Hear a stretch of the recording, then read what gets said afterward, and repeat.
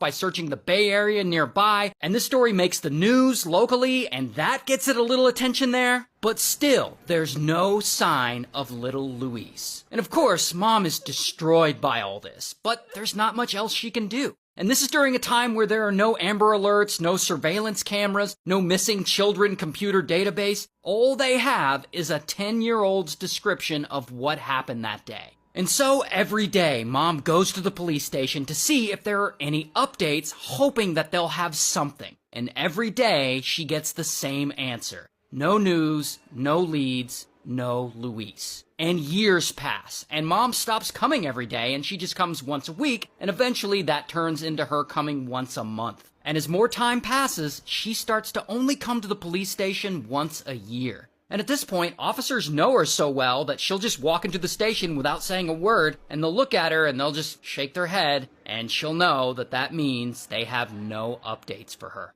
But despite that, Mom never stops believing that her son is still alive. And she never gives up hope.